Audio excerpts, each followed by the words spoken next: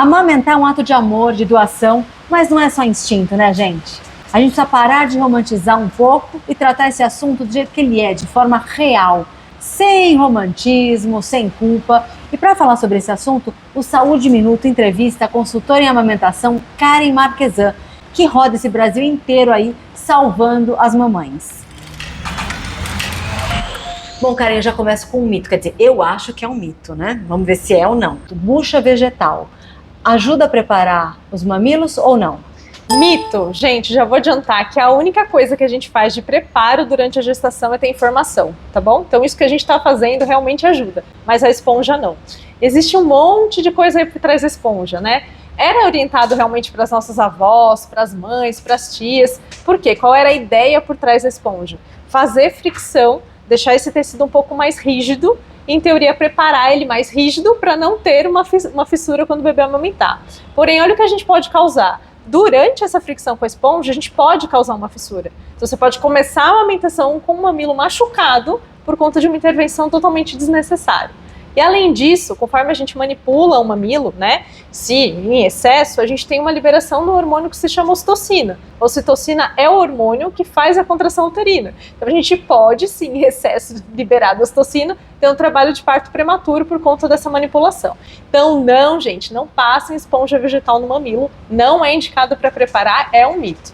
Leite fraco, existe ou não? Mito, não existe leite fraco. Tá bom? Eu sei que você vai ouvir da sogra, da mãe, da avó, que o bebê tá chorando porque o leite é fraco. Não, a composição do leite é de acordo com a necessidade do bebê, tá? Para a gente saber se há necessidade de complemento, a gente vai olhar outras questões. Se o bebê está fazendo xixi e cocô adequadamente, se está dormindo tranquilamente, se está ganhando peso, mas essas questões não estão envolvidas com a qualidade do leite. Isso é mito. Passar casca de mamão, casca de banana, babosa, borra de café ajuda a hidratar os mamilos. Mito ou verdade, Karen? Mito. A única coisa que a gente vai fazer para ajudar a hidratar o mamilo nas fissuras mamilares. Então, assim, primeira questão, se a gente tem uma fissura, precisamos olhar para essa amamentação, tá? Corrigir PEG, posicionamento, que tem alguma coisa para ajustar. Como que eu vou fazer o tratamento dessa fissura? Primeira coisa que todo mundo tem, o próprio leite, o próprio colostro, tá? Terminou mamada, pega uma gotinha do próprio leite, passa no mamilo e a gente pode utilizar de algumas pomadas. Pomada 100% lanolina pode ser utilizada na sequência, não precisa tirar para o bebê mamar. O detalhe só é a quantidade, tem que usar uma quantidade mínima, tipo um grãozinho de arroz, e somente no mamilo, não passar na areola. Esse é o tratamento indicado. Essa aqui eu vou arriscar, Karen, eu acho que é verdade. Tomar sol ajuda a preparar os mamilos. Mito ou verdade? Eu acho que essa você vai se surpreender, mas é mito, gente. A gente não toma sol para preparar os mamilos, mas eu vou te explicar por quê, tá bom? Então, as mulheres que estão gestantes já devem ter reparado que quando a mulher engravida, os hormônios aumentam muito, né? E essa alteração hormonal já vai fazer o que o sol faria, que é deixar a areola maior, né, e mais resistente. Isso acontece por conta do aumento da melanina. Em teoria, tomar sol seria para aumentar a melanina e aí faria essa questão toda com o mamilo. Mas o seu corpo já está fazendo, então não tem necessidade de um extra, porque o corpo já está pronto, tá?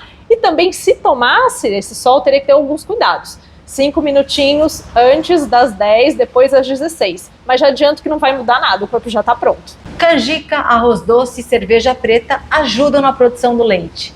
Mito ou verdade? Mito. Então, assim, a primeira coisa, o que ajuda na produção do leite é a extração do leite de maneira adequada, tá? Seja pela boquinha do bebê ou seja por uma bomba auxiliar aí para melhorar a extração e o corpo entender que precisa produzir mais. Tem algumas questões com alimentação. Existem alguns alimentos, sim, que a gente chama de galactogogo, que aumentam a produção de leite, tá?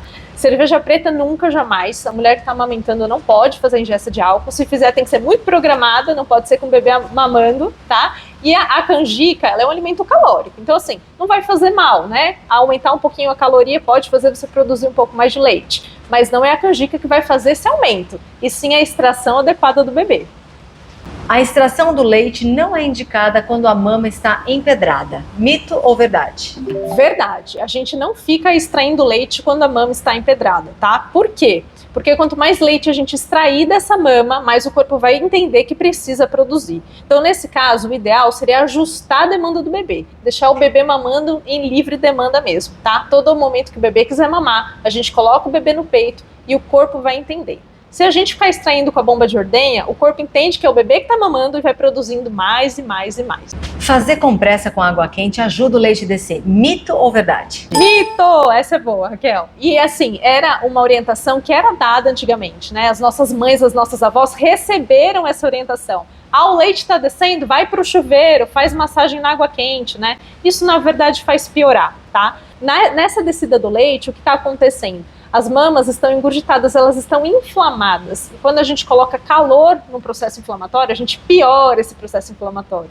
Então, só vai fazer ficar mais inchado e produzir mais leite. Então, totalmente mito, tá bom? A gente não coloca compressa quente na mama que está engurgitada e na descida do leite. O estresse seca o leite. Mito ou verdade, Karen?